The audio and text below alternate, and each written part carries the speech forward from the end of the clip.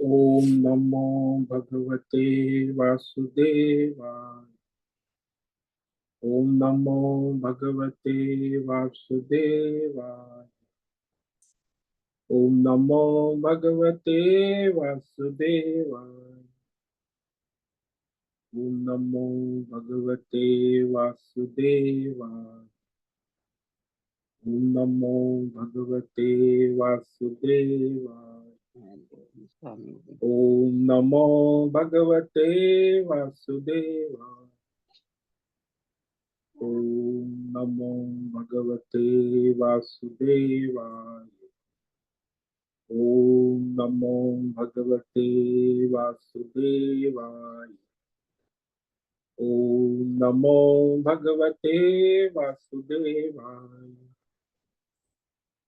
ओम श्री परमात्मने नमो नमः। ओम गणपतये नमो नमः। ओम सरस्वत्यै नमो नमः। ओम गुरुभ्यो नमो नमः। ओम सहनाववतु सहनौ भुनक्तु सह वीर्यं करवावहै तेजस्विनावधीतमस्तु मा विद्विषावहै। ओम शांति शांति शांति। सदाशिवसमारम्भां शंकराचार्यमध्यमाम् अस्मदाचार्यपर्यन्तां वन्दे गुरुपरम्पराम्। ओम पार्थाय प्रतिबोधितां भगवता नारायणेन स्वयं व्यासेन ग्रथितां पुराणमुनिना मध्ये महाभारतम् अद्वैतामृतवर्षिणीं भगवतीम् अष्टादशाध्यायिनीम् अम्ब त्वामनुसन्दधामि भगवद्गीते भवद्वेषिणि। वसुदेवसुतं देवं कंसचाणूरमर्दनं देवकी परमानन्दं कृष्णं वन्दे जगद्गुरुं। नमस्ते परमं ब्रह्म सच्चिदानन्दरूपाय निर्गुणाय नमस्तुभ्यं ओंकाराय नमो नमः। सर्वे दुर्गाणि तरन्तु सर्वे भद्राणि पश्यन्तु सर्वे सद्बुद्धिमाप्नोतु सर्वे सर्वत्र नंदतु। ओम तत्सत। ओम ओम ओम। आप सभी ऑनलाइन नेटवर्क पर उपस्थित भगवद गीता श्रवण साधकों को ऋषिकेश से आज प्रातः का हमारा अभिवादन अभिनंदन अभिवंदन। हरि ओम हरि ओम हरि ओम। हम सबको आज का यह दिव्य दिन तन मन धन जन देश काल विषय वस्तु परिस्थिति अवस्थाओं के साथ व्यष्टि समष्टि अध्यात्म भौतिक दैवी क्षेत्र सभी को अपने अपने पूर्व में अनंत जन्मों में किए हुए संचित पाप पुण्य धर्म अधर्म मिश्र कर्म के पके हुए फल स्वरूप वर्तमान में आज सभी को अपने अपने प्रारब्ध अनुसार परमेश्वरी अचिंत्य योग माया के माध्यम से प्रसाद स्वरूप में प्राप्त हुआ है। अतः आज का यह दिव्य दिन परमार्थ हेतु निष्काम सेवा यज्ञ देव यज्ञ ऋषि यज्ञ पितृ यज्ञ मानवता यज्ञ भूत प्राणी यज्ञ सात्विक दान शारीरिक वाचिक मानसिक तप निष्काम कर्म योग ध्यान योग भक्ति योग ज्ञान योग साधना स्वाध्याय वेद शास्त्रों का अध्ययन अध्यापन उपासना आराधना के लिए समर्पित करे और करवावे। अत्यंत दुर्लभ मनुष्य जीवन को परमार्थ हेतु सार्थक करे और करवावे। आज विक्रम संवत 2082 चैत्र मास शुक्ल पक्ष की षष्ठी और सप्तमी तिथि है। ये रात्रि 9:40 तक। आज मार्गशीर्ष नक्षत्र है। ये कल सुबह 5:50 तक है। उसके बाद आर्द्रा नक्षत्र लग जाता है। आज शुक्रवार है, देवी आराधना का दिन है और नवरात्रि 9 दिन भी देवी आराधना के पर्व है। और वसंत ऋतु चल रहे। यहाँ ऋषिकेश का रात्रि का न्यूनतम तापमान सुबह का 4 बजे का 15 डिग्री रहा और दिन का दोपहर 2 बजे का अधिकतम तापमान 35 डिग्री रहा है। वायु की गति अभी 10-15 किलोमीटर प्रति घंटा चल रही है। ईस्वी सन 2025 4 अप्रैल 4 अप्रैल 2025 सुबह के 6:45 बज चुके हैं। कलयुग का प्रथम चरण 5125वां वर्ष 7वां वैवस्वत मनवंतर श्वेत वराह कल्प ब्रह्मा जी का 26वां दिन और 51वां वर्ष अभी चल रहा है। तो ऐसे अनंत कोटि ब्रह्मा और ब्रह्मांडीय परमेश्वरी अचिंत्य योग माया में हमारा यह एक ब्रह्मांड। इस ब्रह्मांड में ये पृथ्वी लोक में समुद्र के ऊपर जम्बू द्वीप में विश्व का एकमात्र वैदिक राष्ट्र भारत में उत्तर हिमालय प्रांत में उत्तराखंड राज्य में टिहरी जिले हिमालयन शिवालिक पर्वतमाला के अंतर्गत मणिकुट पर्वत के ऊपर नीलकंठ महादेव के सामने ऋषिकेश नगरी में मुनि की रेती प्रांत में शीशम जाड़ी में अवधूत बाड़ा आश्रम के सी ब्लॉक पहले माले से 5 नंबर कमरे से गंगा किनारे से हम स्वामी उत्तमानंद सरस्वती भगवत गीता के आचार्य शिष्य स्वामी चिन्मयानंद सरस्वती महाराज चिन्मय मिशन कैवल्याद्वैत वेद व्यास भगवत पाद शंकराचार्य की श्रृंगेरी संन्यास परंपरा से शिक्षित दीक्षित सनातन वैदिक भारतीय हिंदी धर्म अनुसार संपूर्ण भगवद गीता ज्ञान यज्ञ ऑनलाइन चैतन्यमय जीवन लाइव प्रसारण जूम एवं यूट्यूब के अंतर्गत व्याख्यान माला में अध्याय 11 विश्व रूप दर्शन योग के श्लोक नंबर 35 और 36 पर संस्कृत एवं हिंदी में व्याख्यान करेंगे। दिव्य पवित्र सरल व्यावहारिक सटीक पूर्ण वर्ण अक्षर पद वाक्य पंक्ति श्लोक अध्यायों की संगति संधि अन्वय शब्दार्थ वाक्यार्थ भावार्थ रहस्यार्थ तत्वार्थ के तात्पर्य सहित वैदिक शास्त्र वेद व्यास साहित्य शांकर भाष्य एवं परंपरागत 10 सन्यासी आचार्यों की टीका टिप्पणी सहित आज का यह भगवद गीता व्याख्यान करेंगे। कृपया आप सभी श्रद्धा भक्ति ध्यान से परिपूर्ण होकर के यह दिव्य श्रवण साधना करें। इसमें से कुछ ग्रहण करे, कुछ धारण करे, कुछ अपने जीवन में चरितार्थ करे और उसमें निरंतरता लाए। अपनी अपनी आध्यात्मिक भौतिक दैवी अशांति द्वंद्व मोह विक्षेपों से रहित होकर के अधार्मिक अशास्त्रीय परंपरागत भ्रम भ्रांतियों से रहित होकर के अपने अपने शरीर इंद्रिय प्राण मन वचन कर्म से एक रूप एकाग्र होकर के शुद्ध सात्विक सूक्ष्म भगवत विवेक बुद्धि करे, वेद शास्त्र एवं आचार्य परंपरा अनुसार विवेक बुद्धि करे, बुद्धि का विवेक करे।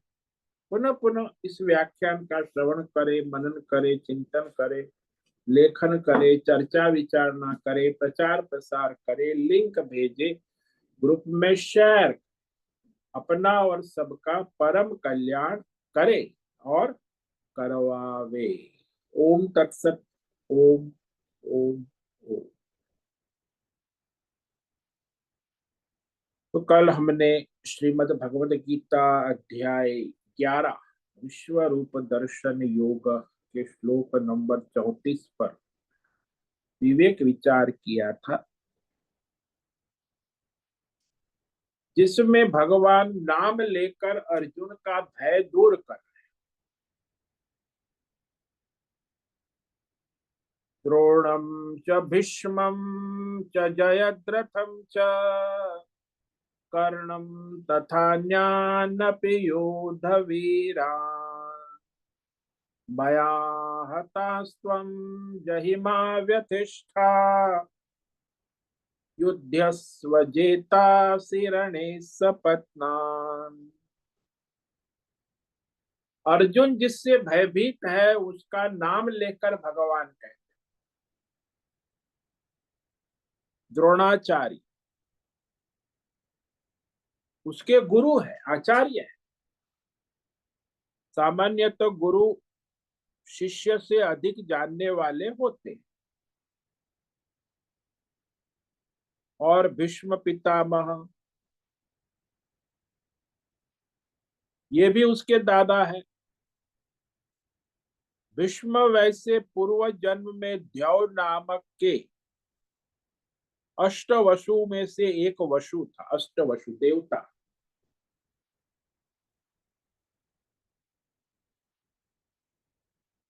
किंतु वो अपने अहंकार भेदभाव भिन्नता के कारण भटक गए। ये मनुष्य संसार में जो है भटकता है, अपने अहंकार और भेदभाव करके ही भटकता है। और जयद्रथ दुशाला का पति, दुर्योधन की बहन दुशाला, एक ही बहन थी ना, कौरवों की एक बहन थी दुशाला, तो उसका ब्याह सिंधु देश के राजा जयद्रथ से हुआ। वो भी बड़े महारथी शक्तिशाली थे, और कर्ण तो महारथी थे ही। कर्ण हमेशा पांडवों से द्वेष करते थे और दुर्योधन से राग करते थे। ये राग द्वेष के कारण ही उनका सर्वनाश हो गया। मनुष्य का भी संसार में उसका सर्वनाश राग द्वेष से ही होता है।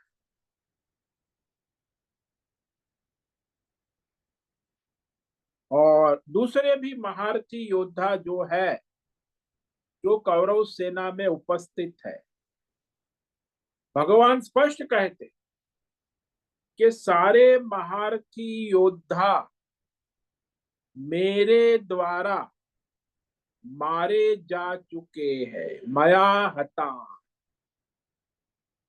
यानी अर्जुन तुम्हें तो केवल अंत्येष्टि कर्म करना है, मरे हुए का क्या होता है, मारना नहीं। और मरे वाले को मारने से क्या मतलब, जो मर गया उसकी तो अंत्येष्टि क्रिया होती है। तो ये तो मर चुके हैं, उनके प्रारब्ध समाप्त हो चुके। इसीलिए अर्जुन तुम इस योद्धाओं का भय मत करो,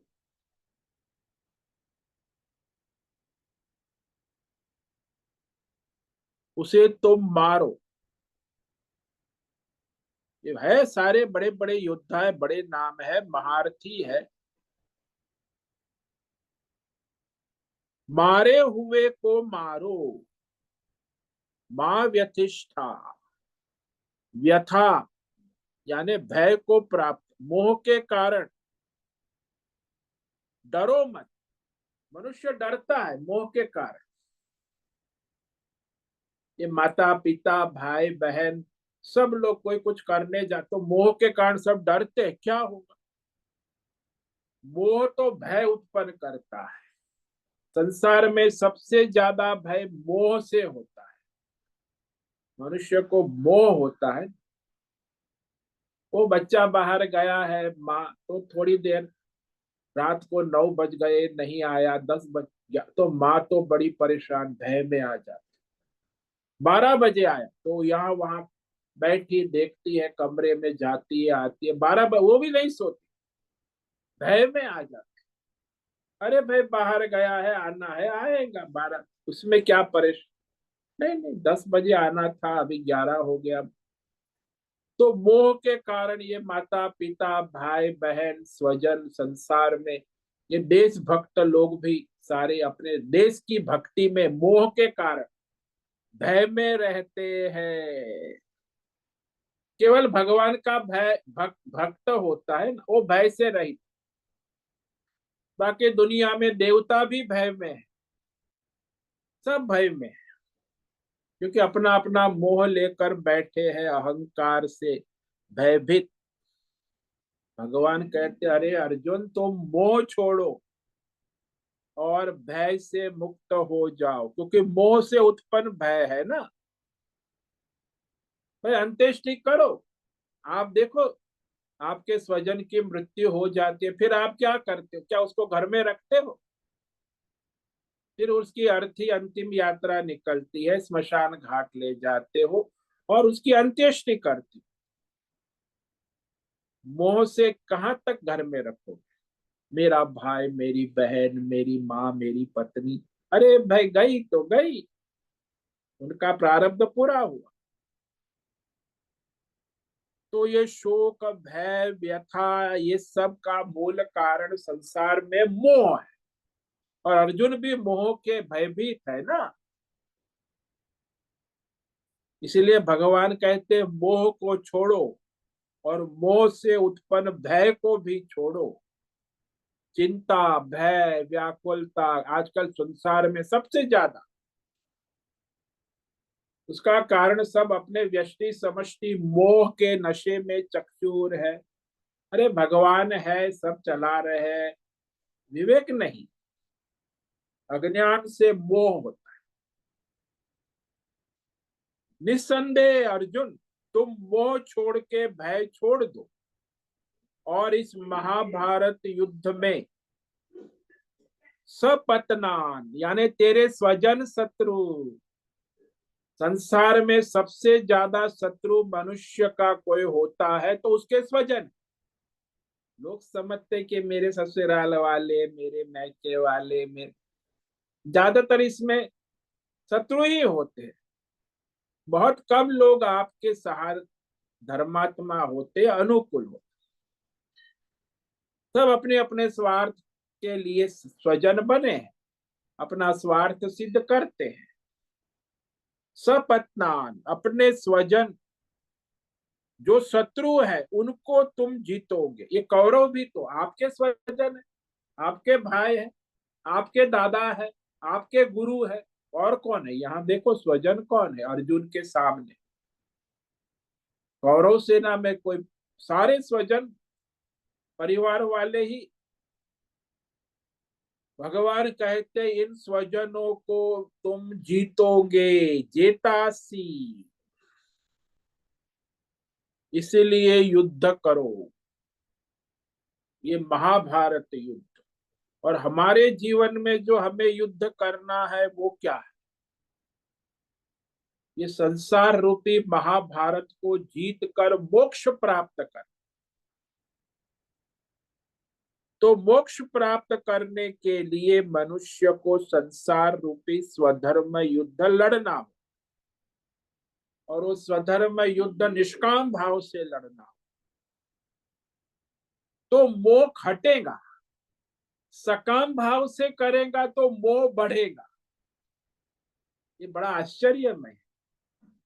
मनुष्य अपनी कामना वासना को लेकर अपना स्वधर्म करता है राग द्वेष से, तो उसका मोह बढ़ता है। निष्काम भाव से, ईश्वर समर्पित भाव से आत्मा स्वधर्म करे तो मोह हटता है। जब मोह हटता है तो इंद्रियों का संयम, मन का संयम, वाणी का संयम, विवेक वैराग्य दृढ़ होता है। जब विवेक वैराग्य दृढ़ होता है तो परमार्थ योग साधना अच्छी होती है। तो विवेक वैराग्य से फिर मुमुक्षा उत्पन्न होती है, अभी मुझे केवल परमात्मा ही चाहिए। अब आजकल तो सब मॉडर्न भगत लोग हैं, उनको तो परमात्मा, केवल परमात्मा नहीं चाहिए, परमात्मा भी चाहिए और साथ में पूरा बोनस संसार का पैकेज भी चाहिए। अब ये सकाम ही तो है ना, केवल परमात्मा चाहिए, ये निष्काम है।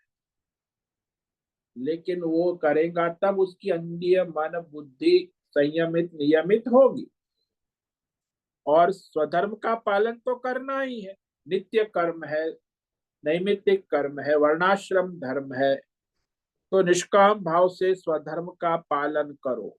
युद्धस्व का मतलब भगवान गीता में अर्जुन को यही कह रहे हैं कि तुम निष्काम भाव से अपने स्वधर्म का पालन करो। युद्धस्व कई बार कहा, तस्मात् युद्धस्व भारत, युद्धस्व युद्धस्व, ये भी यहाँ का यही संकेत है। और भयभीत ना हो, अपना स्वधर्म करे तो तुम ये स्वजन शत्रु को जीत लोगे, परमार्थ के योग्य बन जाओ, तुम्हारी जीत निश्चित ही है। तो इस प्रकार भगवान ने अर्जुन को निर्भय करते हुए अपने स्वधर्म करने के लिए प्रेरित किया। फिर भी अर्जुन तो अभी बैठा है, शोक, भयंकर शोक और मोह से उत्पन्न शोक, यानी अभी भी वो शारीरिक और मानसिक रूप से स्वस्थ नहीं हो पाया। इतना संदेश सुना, खड़ा नहीं हो पाया। तो संजय धृतराष्ट्र को आगे श्लोक कहते हैं अर्जुन की स्थिति, कि अर्जुन की मानसिक स्थिति शारीरिक स्थिति दोनों देखता है। इसलिए अर्जुन कह रहा, संजय धृतराष्ट्र से कहता कि अर्जुन भयभीत भी है और गदगद भी, उसकी शारीरिक और मानसिक स्थिति अभी डावाडोल। सुनकर भी अर्जुन में अभी वह विवेक जागृत नहीं हो। तो राजा धृतराष्ट्र को यह संजय कह रहा, इस कहने का तात्पर्य और भी है कि जो भगवान ने कहा वो सब, की कौरवों की हार निश्चित है,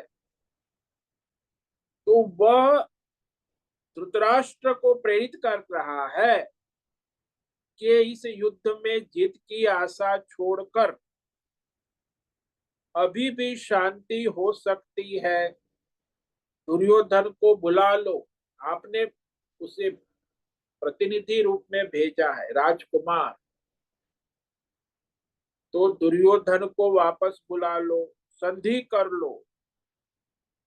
लेकिन वह धृतराष्ट्र तो धृतराष्ट्र अध्यायी है ना, उसे अभी भी दारोमदार है, भीष्म द्रोण कर्ण है, तो हमारी कौरव सेना का बाल भी बाका नहीं होगा।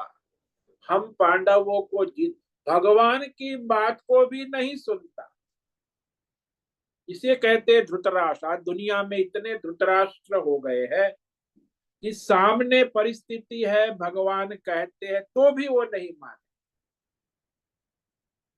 और अपने प्राण की आहुति देने को तैयार हो जाएंगे। सर्वनाश करना जानबूझ, जानते हैं सामने ये व्यसनी है, शराबी है, अधर्मी, क्या नहीं जानते कि उनका सर्वनाश हो रहा है? जानते हैं।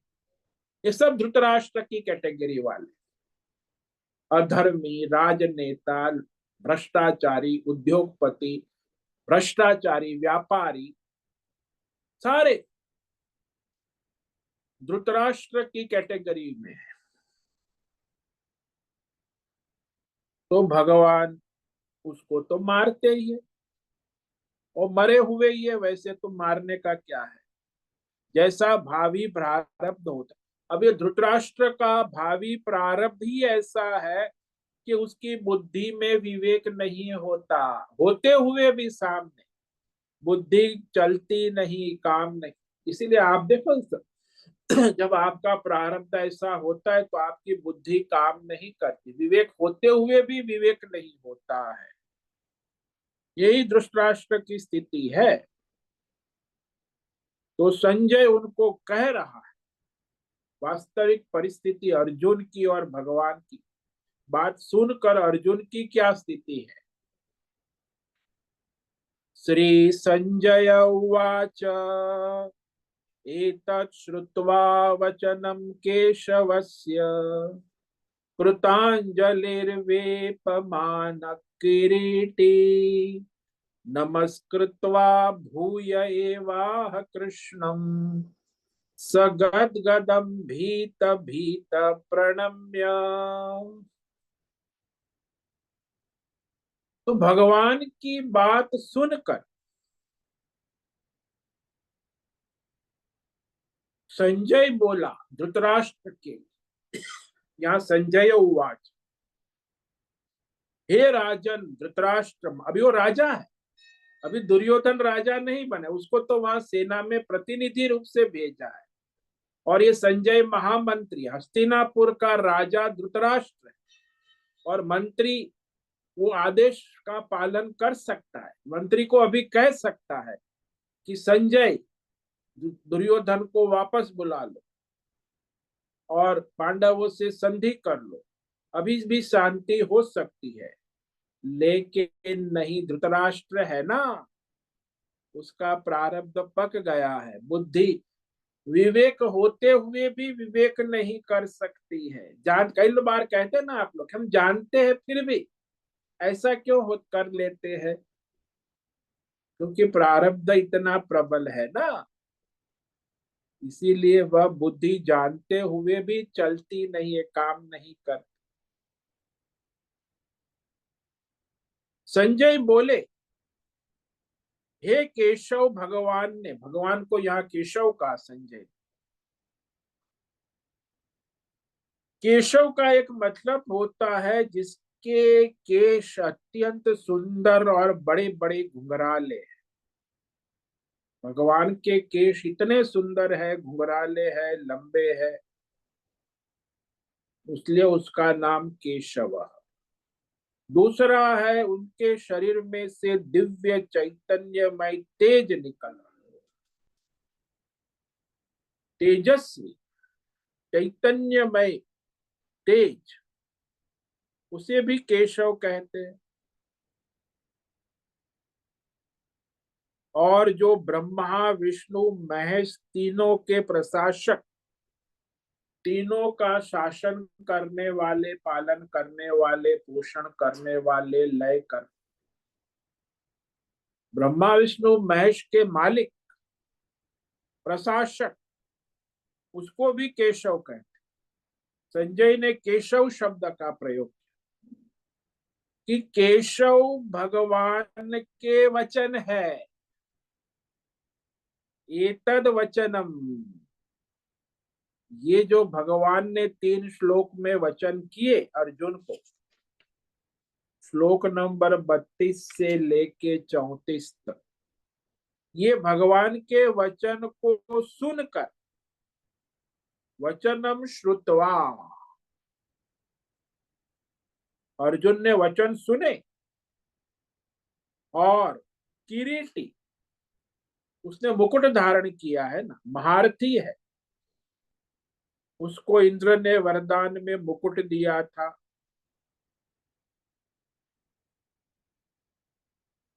और वो इतना तेजस्वी था, सूर्य के समान चमकता था,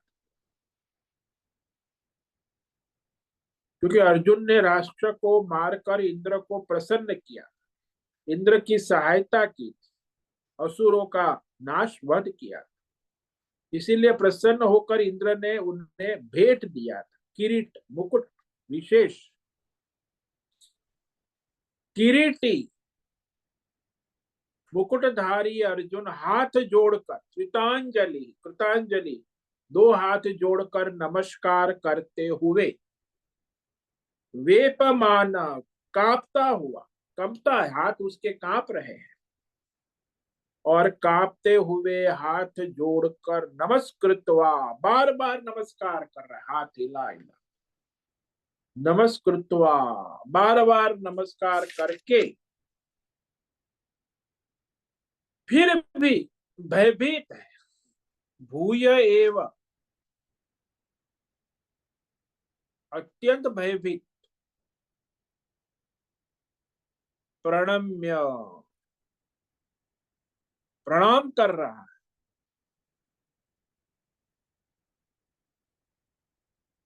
और भगवान कृष्ण के प्रति विश्व रूप में प्रकट है ना भगवान वहां उस समय, तो सगद गदम, गदगद वाणी से वह भगवान के गुण गा रहा है, स्तुति कर रहा है, प्रशंसा करने का प्रयास कर रहा है।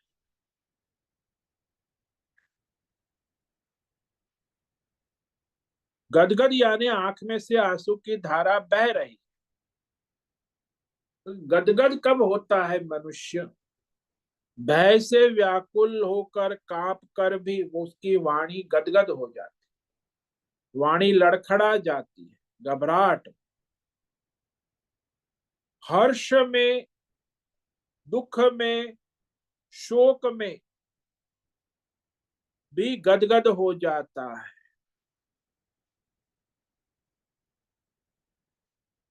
कई बार अपने से बड़े देवता, बड़े को देखकर, सेलिब्रिटी को देखकर, बड़े बड़े देवताओं को देखकर भी गदगद हो जाता।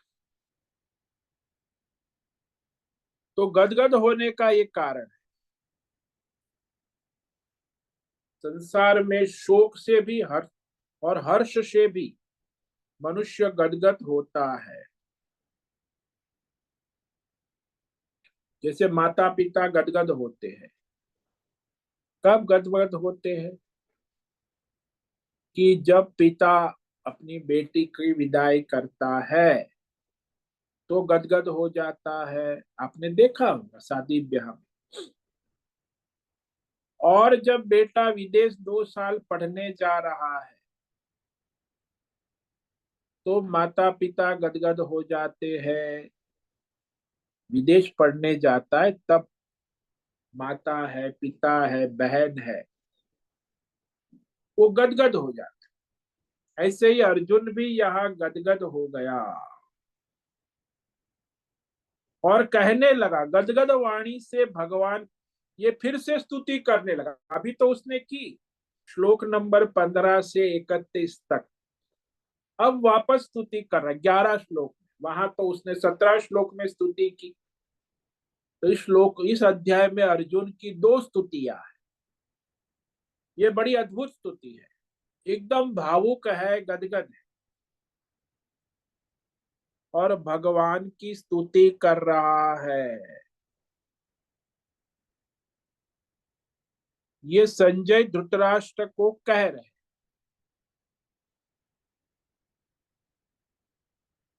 क्योंकि संजय ने कहा, धृतराष्ट्र से कहा,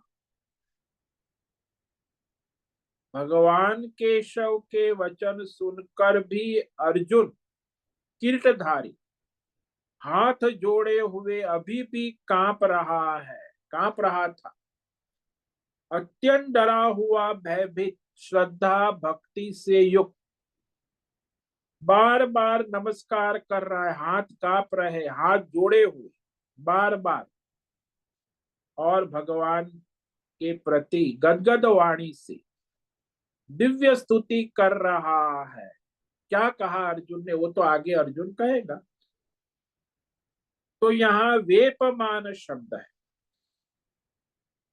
क्योंकि उस समय अर्जुन जो देख रहा था वो उसके सखा कृष्ण नहीं थे, न चतुर्भुज विष्णु थे।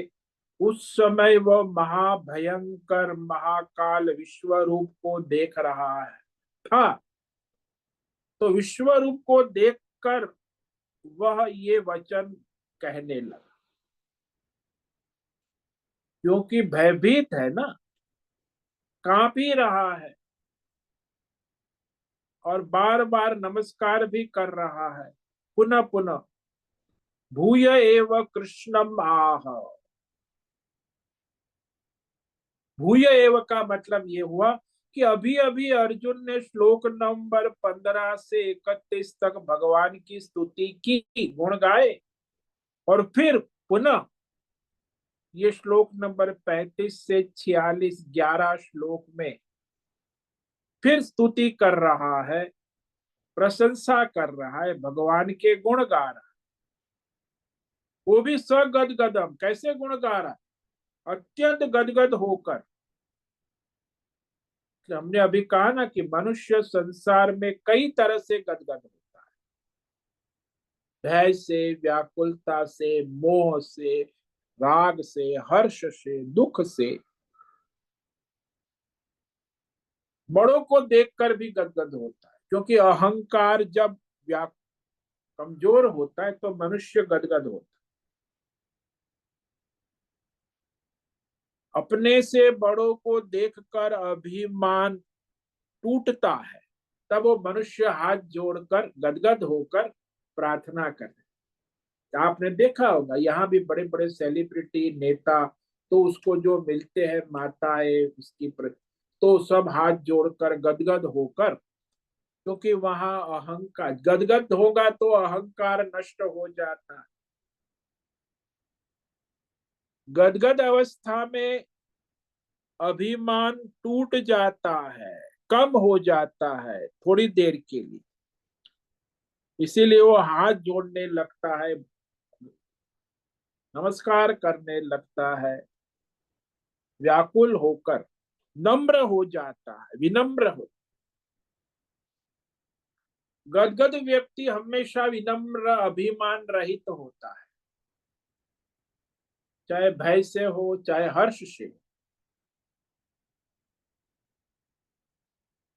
और ये कह रहे हैं, अत्यंत भय होवे तो भी कंठ से ठीक ठीक शब्द वाक्य नहीं निकल पाते हैं। संसार में लोग कहते कह रहे उसकी बोलती ही बंद हो गई। वहां कई बार आपने देखा होगा कि वो जीत गया पुरस्कार फर्स्ट प्राइज, फिर उसको 2 मिनट तो बस बोल नहीं पाता कुछ, इतना हर्ष से गदगद हो गई ना उसकी वाणी। तो ललखड़ाते हुए एक आध दो शब्द बोलता है, जो मीडिया वाले छापते हैं पूरी दुनिया। तो गदगद होकर मनुष्य कुछ बोल नहीं पाता, शब्द और वाक्य ठीक से नहीं निकल पाते हैं। जब अत्यंत स्नेह प्रेम का उद्रेक होता है तब भी मनुष्य का कंठ गदगद हो जाता, वो साफ साफ शब्द और वाक्य को बोल नहीं पाता है। तो संसार में ये तो सबने जीवन में अनुभव किया ही हो। कल ही एक माता आई थी, तो उसने गीता सुनी थी तो बड़ी गदगद हो गई कि वो जो गीता के श्लोक मैंने नोट किए, लिखे, पढ़े, उसे पढ़ा, उसी से मुझे बहुत लाभ हुआ, भगवान के दर्शन हुए, यहां तक उसने कहे कि गदगद हो गई, आंखों से उसकी धारा, कल ही कह रहे, करुणा आई थी वो। अब उसके गीता के ज्ञान से उसको कितना लाभ हुआ, तो अतनी भावुक हो गई। और वो भाई स्वामी जी आपने कहे, तो आपके कहे हुए शब्द आज भी मेरे कानों में गूंज रहे हैं। तो इस तरह वो जो है कंठ गदगद हो जाता है, कुछ बोलना चाहते बहुत कुछ, लेकिन कुछ बोल नहीं पाते, ये भी एक समस्या। उस समय मनुष्य बोलना चाहता है, बहुत कुछ कहना, लेकिन कुछ भी शब्द नहीं निकल पाते हैं। हर्ष की बात हो तब भी व्यक्ति गदगद हो जाता, और शोक की बात हो तब भी गदगद हो जाता।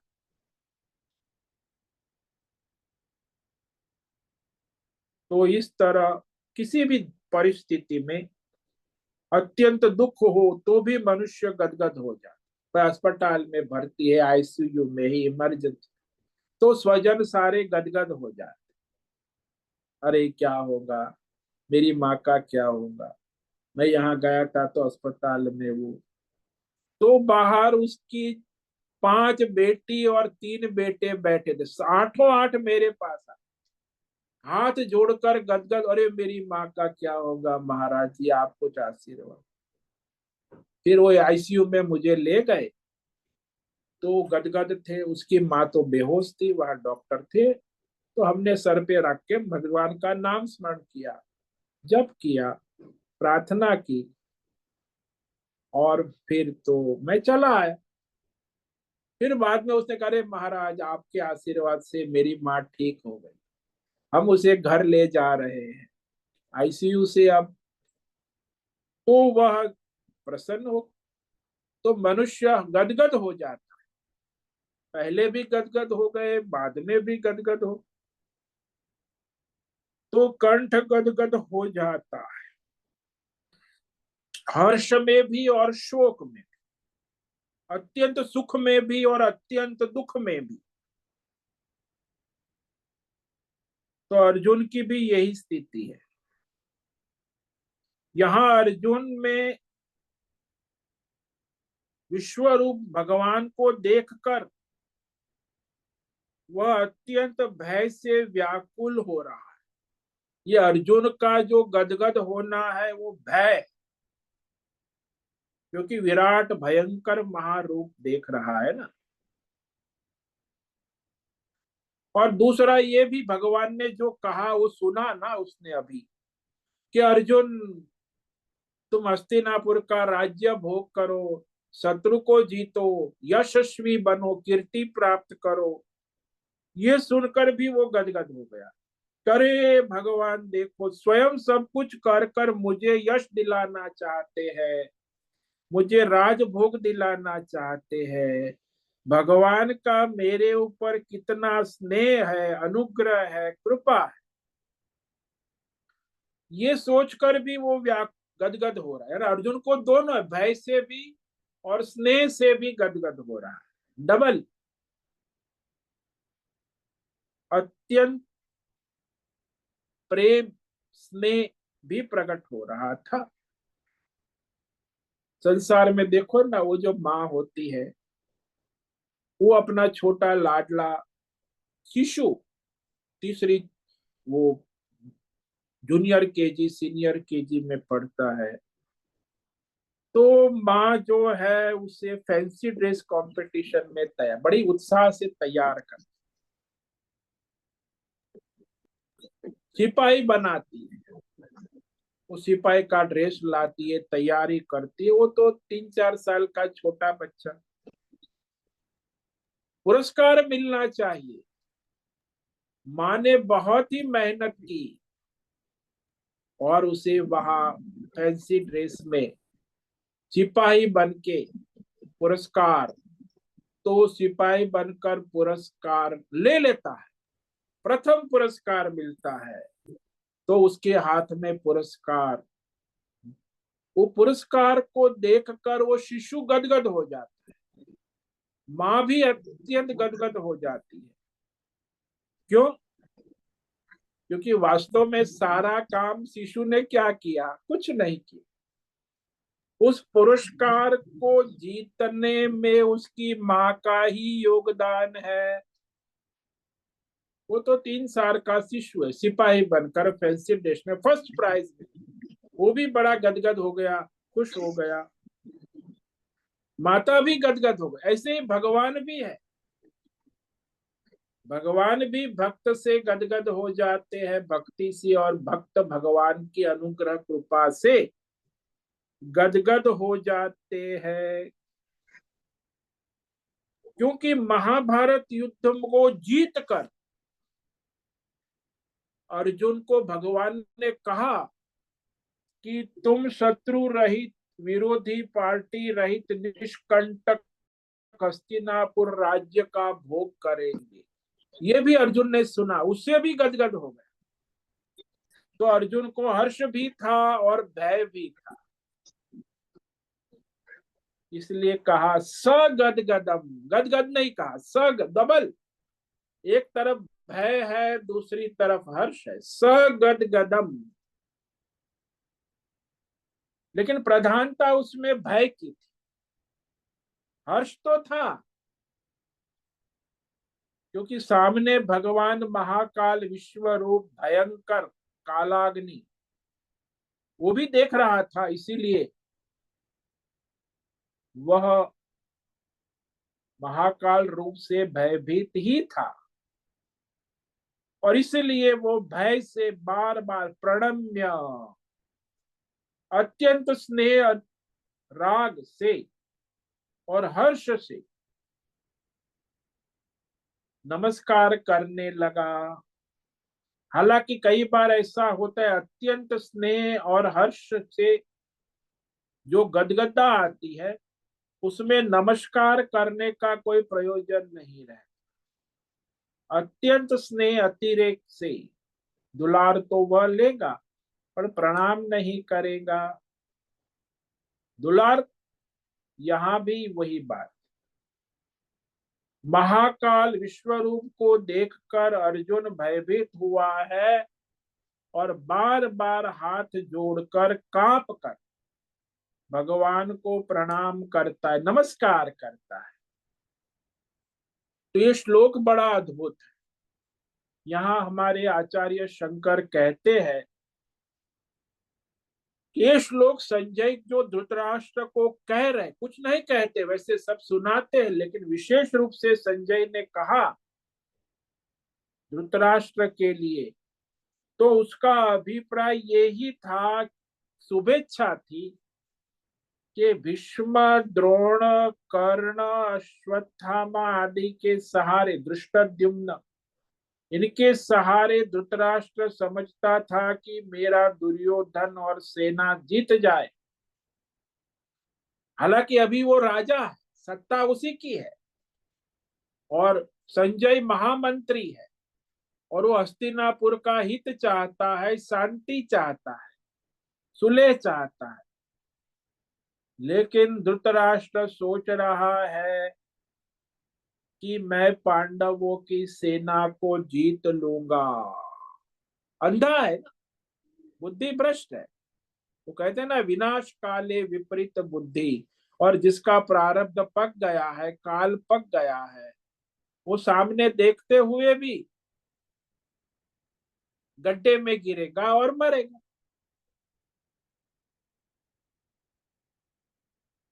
तो इस तरह उनका काल पक गया है।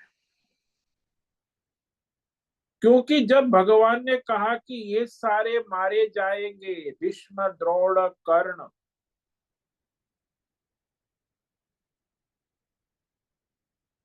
इनके मरने के बाद दुर्योधन का क्या होगा, तुम्हारा क्या होगा धृतराष्ट्र, क्या हाल है? क्योंकि दुर्योधन को उसने राजकुमार घोषित करके मैदान में भेजा है ना। दुर्योधन निराश्रय हो जाएगा। आजकल भी हमारा एक दुर्योधन हमारे देश में है ना, वो कांग्रेस पार्टी का राजकुमार, बकवास करता रहता है, लेकिन उसकी कुछ चलती नहीं।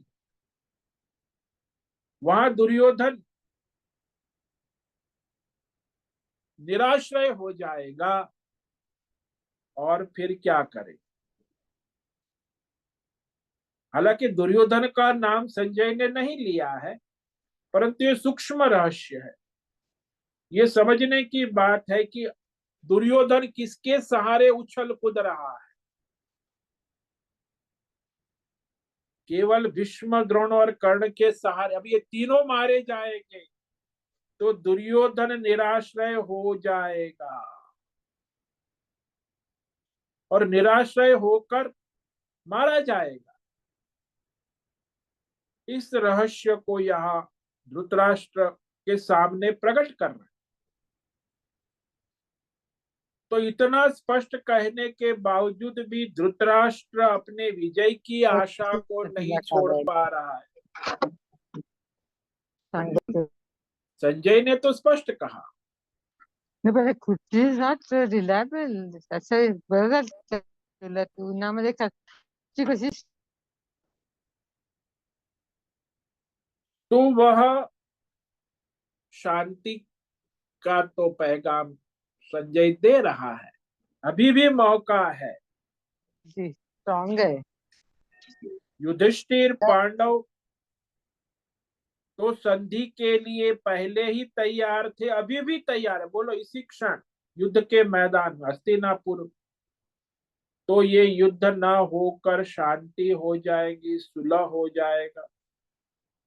ये संजय की शुभेच्छा है। मंत्री है ना, हस्तिनापुर का महामंत्री है। परंतु आचार्य शंकराचार्य कहते, तदपि न श्रौषित धृतराष्ट्र भविष्यवयता। इतना स्पष्ट कहने के बाद भी उनका प्रारब्ध पक गया है। इसलिए जैसा प्रारब्ध होता है वैसी ही बुद्धि काम करती है। संसार में ये नियम है, जिसका प्रारब्ध पक गया है उसकी बुद्धि वैसे ही काम करती, चाहे वो जानता हो या चाहे दूसरा कोई उसे समझाता हो। कहते बोले समझाया नहीं समझता है। क्यों नहीं समझता? क्योंकि उसका प्रारब्ध पक गया है। स्पष्ट समझाने दिखाने पर भी धृतराष्ट्र नहीं माना, नहीं सोचा, सुलह संधि की चर्चा तक नहीं की। भाई महामंत्री ये कहेगा कि हाँ इस समय संजय हम सुलह शांति कर सकते हैं ना। बोले हाँ संजय तो तैयार है महा। लेकिन धृतराष्ट्र इतना अंधा था कि संधि सुलह शांति की चर्चा भी महामंत्री संजय से नहीं की। इसलिए संजय भी आश्चर्य में होगा, अरे ये कैसा अंधा है धृतराष्ट्र, जिसकी बुद्धि भ्रष्ट हो गई। जिसकी बुद्धि भ्रष्ट हो उसी को धृतराष्ट्र कहते हैं। कहने पर भी नहीं सुनता, समझाने पर भी नहीं समझता, देखने पर भी नहीं समझता।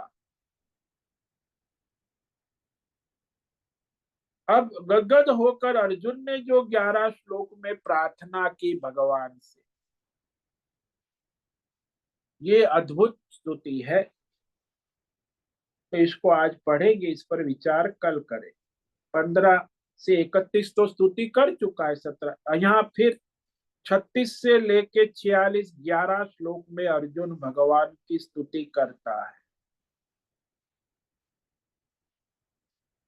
श्री अर्जुन उवाच स्थाने ऋषिकेश तव प्रकीर्त्या जगत् प्ररुष्यत्यनुरज्यते च रक्षांसि भीतानि दिशो द्रवन्ति सर्वे नमस्यन्ति च सिद्ध संघाः। ऋषिकेश शब्द कहा है सबके अंतर्यामी।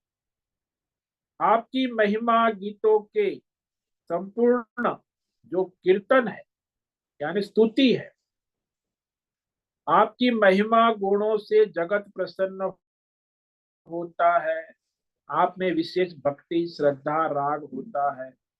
और डरे हुए राक्षस जो धर्मात्मा है वो तो प्रसन्न होते, लेकिन ये जो राक्षस लोग है अधर्मी असुर, वो दसों दिशाओं में भागते फिरते हैं, डरते हैं, भयभीत भागते हैं। और धर्मात्मा देवता आपको प्रणाम करते हैं, भयभीत नहीं। ये सब उचित ही है, भगवान की महिमा ही ऐसी है। तो इस पर हम कल विचार करेंगे। तो आज जिस श्लोक पर विचार किया उसमें संजय धृतराष्ट्र को प्रेरित कर रहा है कि अभी भी संधि कर ले, शांति कर ले, दुर्योधन को बुला ले। लेकिन उसकी बुद्धि भ्रष्ट हो चुकी है। श्री संजय उवाच एतत् श्रुत्वा वचनं केशवस्य कृताञ्जलिर्वेपमान किरीटी नमस्कृत्वा भूय एवाह कृष्णं स गदगदम भीत भीतम प्रणम्य। संजय ने कहा धृतराष्ट्र से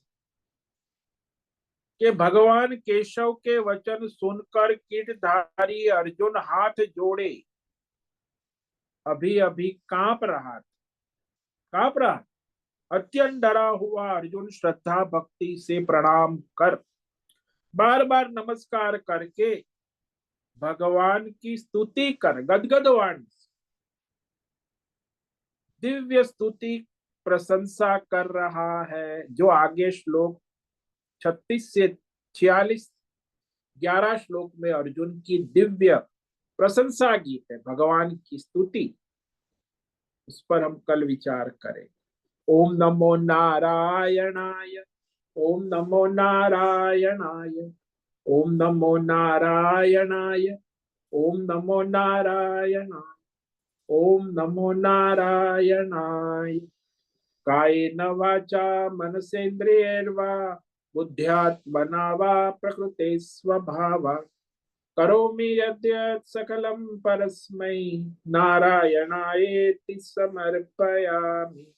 सर्वे भवन्तु सुखिनः, सर्वे सन्तु निरामयाः, सर्वे भद्राणि पश्यन्तु, मा कश्चित् दुःखमाप्नुयात्। अस्तु मा सद्गमय, तमसो मा ज्योतिर्गमय, मृत्योर्मा मृतंगमय। ओम पूर्णमद पूर्णमिदं पूर्णात् पूर्णमुदच्यते पूर्णस्य पूर्णमादाय पूर्णमेवावशिष्यते। ओम शांति शांति शांति। शंकरं शंकराचार्यं केशवं बादरायणं सूत्र भाष्य कृतौ वंदे भगवन्तौ पुनः पुनः। ईश्वरो गुरुरात्मेति मूर्ति भेद विभागे व्योमवद् व्याप्त देहाय दक्षिणामूर्तये नमो नमः। ओम गुं गुरुभ्यो नमो नमः। ओम तत्सत् ब्रह्मार्पणमस्तु। ओम ओम ओम।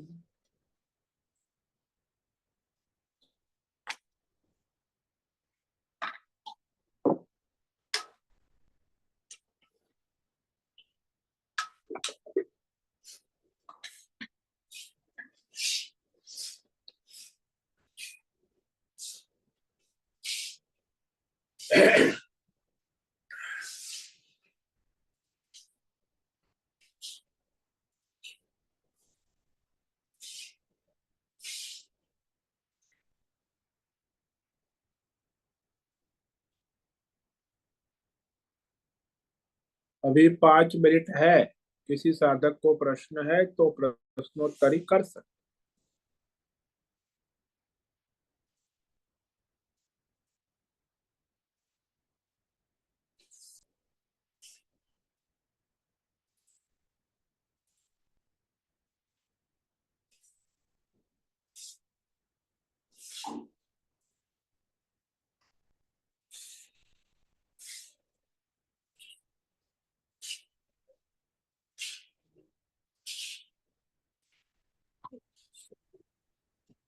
नमो नमो गुरुदेव।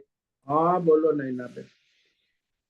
गुरुदेव, आपने बताया कि सब स्वजन ही शत्रु होते हैं और वो स्वजन ही अपने स्वजन शत्रु ही अपना स्वार्थ सिद्ध करने के लिए स्वजन बन के आते हैं। तो हम भी तो किसी के स्वजन होते हैं ना। हाँ तो आप भी स्वार्थी हो, आप भी स्वजन हो, वो भी स्वजन है। संसार इसी का नाम है। सब तक स्वार्थ है, संसार है, नहीं तो परमार्थ है। परमार्थ में स्वार्थ नहीं होता, दोनों फर्क है ना। तो स्वजन के साथ रह के परमार्थ कभी नहीं हो सकता, ऐसा हुआ। कर सकते हैं, आपको स्वतंत्रता है, हाँ। लेकिन आप भी स्वार्थ के नशे में चक्कर है, वो भी स्वार्थ के, सब अपने अपने स्वार्थ को लेके बैठे हैं। माँ बहन पिता भाई, तो वो बस महाभारत युद्ध ही तो चलता है ना, सब घर में क्या चल रहा है। तो अपने स्वार्थ को हमें पहचानना पड़ेगा ना। क्या हम हाँ, पहले अपने स्वार्थ को समझाना, पहचान, सामने वाले के स्वार्थ को भी पहचानना पड़ेगा और फिर परमार्थ करना होगा। परमार्थ करोगे तब इससे निकलोगे, नहीं तो इसी में पड़े रहोगे दल दल में। स्वार्थ ही संसार है ना, हम्म। और यही कर रहे हैं सारे संसार में। सब भाई बहन पिता माता ये सब यहाँ कौरव महाभारत युद्ध कुरुक्षेत्र में आज सब जगह घर घर में चल रहा है। तो हर इंसान को अपने स्वार्थ की पहचान ही नहीं होती। क्योंकि अहंकार है ना, अज्ञान है, मोह है, मैं सही हूँ। हाँ, मैं सही हूँ, वो बहुत अभिमान रहता है। वो अभिमान वही तो है ना, अभिमान। और सब मैं करता हूँ वो सही है, मैं जो बोलता हूँ सही है, मैं जो सोचता हूँ वही सही है। मतलब कोई शास्त्र, कोई आचार्य, कोई प्रमाण नहीं, बस हवा में, हवा में सही है, काल्पनिक सही, कोई आधार नहीं, कोई बेस नहीं। उसी को अज्ञान कहते हैं ना। और उससे फिर वो अहंकार का नशा चढ़ जाता है, और फिर अहंकार से फिर वो इसमें आ जाता है, मोह में, फिर तो स्वार्थ में। इसीलिए संसार से निकलना मुश्किल हो जाता है। हाँ, बहुत मुश्किल हो जाता है, मुश्किल नहीं बहुत मुश्किल हो जाता है। सुनते हैं सत्संग लेकिन निकल नहीं पाते, क्योंकि उसमें दलदल में फंसे हुए हैं। वो तो भाई अपना पुण्य होगा, ईश्वर का अनुग्रह होगा तो कुछ उसमें से निकल सकते हैं। पुण्य का उदय हो, आपका कोई परमार्थ जागे, या आपका कोई परमार्थ अनुग्रह हो।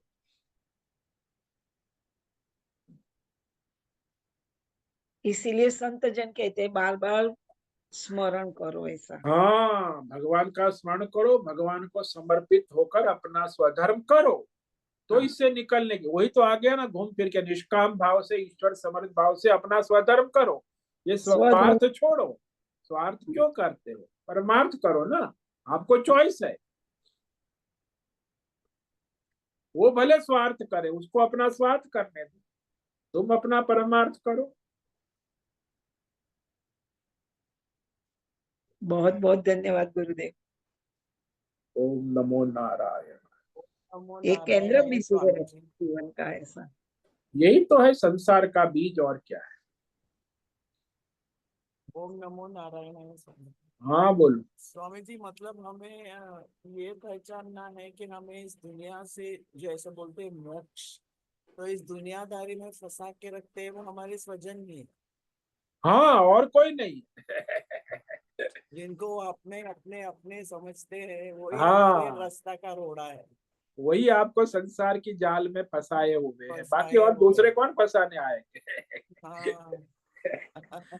जिनसे बहुत प्यार करते हैं वही, हाँ। वही हम लोग जो इतना परमार्थ परमार्थ करते हैं तो वही रास्ता का रोड़ा है। हाँ जी। तो इससे मतलब कैसे अनटैंगल होना चाहिए इसको मुझे इससे। अरे भाई, परमार्थ करो, आपका समय पक जाएगा, अपने आप छूट जाएगा। यानी हमारे स्वजनों से प्यार करना छोड़ दे, यानी उनको अपना अपना समझना छोड़ दे, हाँ, हम वो अपना स्वार्थ अपना। करना छोड़ दे, परमार्थ करे बस, और क्या। यानी मतलब ऐसा है कि मतलब अपने स्वजनों के लिए वही करो जो दुनिया में किसी के लिए भी करोगे। हाँ, सबके लिए करो, वो अपने स्वजन के लिए करो, राग द्वेष से ना करो, स्वार्थ से ना करो। और स्वजन को के लिए करते हैं मतलब एक्चुअली अपना स्वार्थ से ही हम करते हैं। हाँ, वही तो परेशानी है ना। हाँ, वो पहचानना चाहिए, स्वजन के लिए हाँ। जो हम करते हैं हम स्वार्थ, हम चाहते हैं कि वो हमसे प्यार करे। हाँ,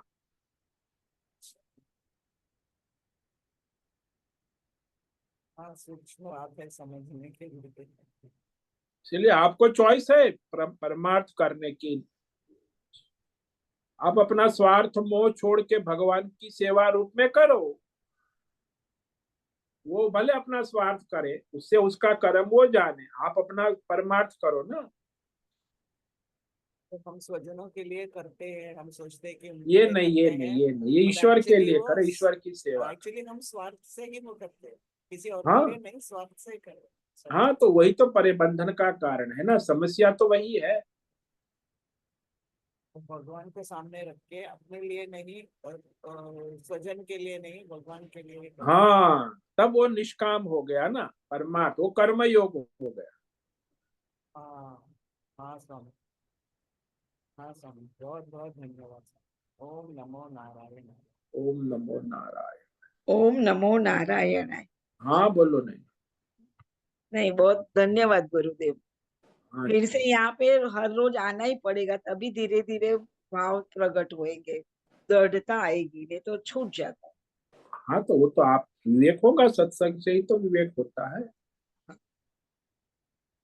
नमो नमः गुरुदेव। ओम नमो नारायण। तो ओम आज नमः। उपस्थित प्रकाश आनंद दोसा होस्ट है, भद्रेश पड़िया को होस्ट है, राजेश मोलकर को होस्ट है, संजीवनी श्रीरंग रानडे, नैना पुरोहित, अजय रत्न पारखी, अनुराधा जेठे, आशा कोटक, बीबी शर्मा, बीना चितलिया, जीवी कुमार, हेमा कोटक, जयंती पांडा, लीलावती बड़ेकर, मीरा उच्चिल, मीनाक्षी काले, मोहन, पंकज भट्ट, पृथ्वीराज मालव, राम सेवक यादव, सुचिता पाटिल, सुनील ठाकुर, तुषार चौधरी, उषा मेनन, विशाल बेड़ेकर और अंजलि जोशी। तो सभी को नवरात्रि पर्व की शुभकामना। सबको आज का ओम नमो नारायणाय। ओम नमो नारायण स्वामी जी। सबको ओम नमो नारायण। ओम नमो नारायणाय गुरुदेव। ओम नमो नारायण स्वामी जी। सब साधकों को ओम नमो नारायणाय। ओम नमो नारायण स्वामी। नारायण। मुझसे निवेदन है, आज का सत्संग पूर्ण करें। ओम नमो नारायण। आज का ये दिव्य सत्संग हम यही पूर्ण करते हैं। सभी साधकों को ओम नमो नारायणाय। सभी साधकों को ओम नमो नारायण।